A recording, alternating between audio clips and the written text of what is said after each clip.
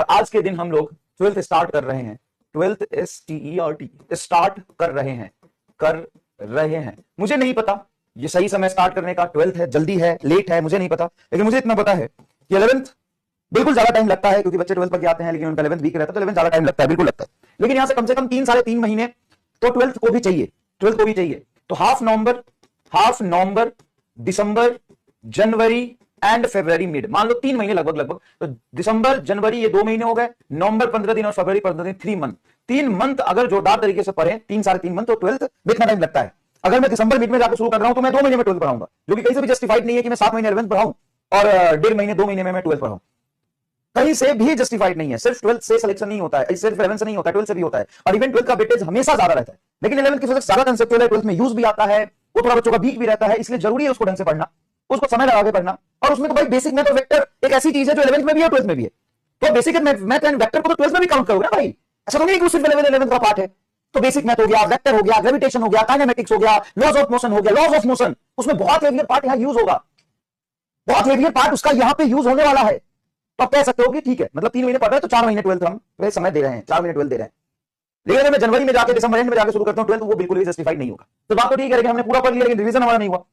The date is final 26 नवंबर। 26 नवंबर पहले ही मैंने बोला था, बहुत सारे बच्चे कह रहे थे सर पहले 11th कंप्लीट कर लेते हैं, 12th थोड़ा स्टार्ट कर लेते हैं, तब रिवीजन कराइएगा। और मैं वैसे भी थोड़ा अनअवेलेबल हूं, बीच में मैंने बताया था आपको, एसएचएम का मैंने पूरा रिवीजन लेक्चर आपको दिया है, बाकी भी है मैं आपको दे दूंगा। तो 12 नवंबर से हम लोग 11th स्टार्ट करेंगे। 12 नवंबर से डिटेल्स में 11th का रिवीजन स्टार्ट करेंगे। लक्ष्य वाले भी होंगे उसमें, लक्ष्य वालों के साथ उनको भी 11th पूरा डिटेल में रिवीजन कराना है, तो बहुत ही डिटेल में रिवीजन स्टार्ट करेंगे, बहुत ही डिटेल में, बहुत ज्यादा डिटेल में 11th रिवीजन करेंगे। तो कोई प्रॉब्लम नहीं है, अगर आपका चैप्टर छूट भी गया ना तो उस रिवीजन से आप कर सकते हो। सच में इतने डिटेल में हम लोग करेंगे, थोड़ा टाइम लगेगा, सारी थ्योरी सारी चीजें आपको बढ़ाएंगे, जरूरत पड़ेगी तो रिकॉर्डेड कुछ पार्ट देंगे, क्योंकि कुछ चीजें रिकॉर्डेड पढ़ना जरूरी रहता है, कंसंट्रेशन हाई रहता है। थ्योरी वाली चीज हो सकता है, या क्वेश्चन प्रैक्टिस कुछ है, 10-20 क्वेश्चन प्रैक्टिस हम करा रहे हैं, तो कुछ रिकॉर्डेड, कुछ लाइव, हर चीज लाइव नहीं हो सकती, हर चीज रिकॉर्डेड नहीं हो सकती, है ना। तो जैसा जैसा समय मिलेगा, समय की एबिलिटी, जो चीज जिस टाइम पे अच्छा होगा उस तरीके से करेंगे, तब भरोसा टीचर पे कर सकते हैं। तो डिटेल में स्टार्ट करेंगे, ठीक है। चलिए 12th की जर्नी को सबसे पहले फ्लो चार्ट देख लेते हैं कि 12th की जर्नी का फ्लो चार्ट क्या होता है। आज हम लोग वैसे field of charge, electric charge हम पढ़ेंगे, ये पूरा 12th है। और नीट में 55% टू 60% वेटेज नीट का सिलेबस 12th में है। नीट में अगर देखा जाए जो क्वेश्चन पूछा जाता है, नीट 60% 12th एंड 40% 11th। और स्ट्रिक्टली नहीं बोल सकते हैं, ऐसा स्ट्रिक्टली नहीं बोल सकते, बट 90% 80% टाइम यही रहता है। कई बार ये हो जाता है कि 40% टू 45%, और ये हो जाता है 65 to 60%, sorry 55 to 60%, 60% to 55%, to मतलब ये रेंज है। लेकिन 12th का वेटेज हमेशा ज्यादा रहता है, कभी कम नहीं हो, बराबर हो सकता है, बहुत हार्ड होगा, बराबर होगा, 50-50% बहुत रेयर टाइम आता है। तो ज्यादातर केसेस में वो 55 से 60% ही 12th का वेटेज रहता है, हमेशा 55 से 60% 12th का वेटेज रहता है। तो 11th इतना क्यों पढ़ा, 12th ही पढ़ा देते ना। अरे भाई 11th की बहुत सारी चीजें 12th में यूज होती है भाई, एप्लीकेशन बेस्ड रहता है,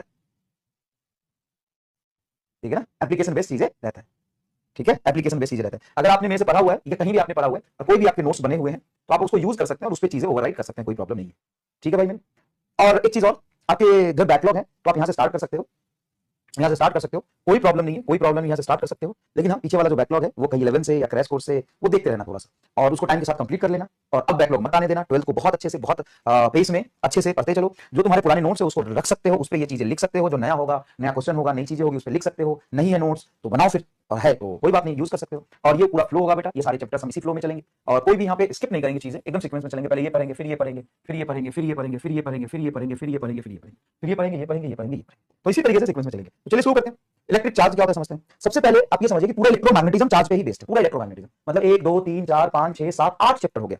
8 चैप्टर में जब भी क्लासेस चलेगी, जितनी भी क्लासेस चलेगी, हर क्लासेस में एक वर्ड कॉमन होगा, चाहे मैं ये वेव पढ़ाऊं या एसी पढ़ाऊं, ये माइक पढ़ाऊं, मैग्नेटिज्म पढ़ाऊं, एमसी पढ़ाऊं, इलेक्ट्रिक करंट पढ़ाऊं, इलेक्ट्रिक पोटेंशियल पढ़ाऊं, इलेक्ट्रिक चार्ज पढ़ाऊं, हर क्लास में एक वर्ड कॉमन होगा, और वो कॉमन वर्ड है चार्ज।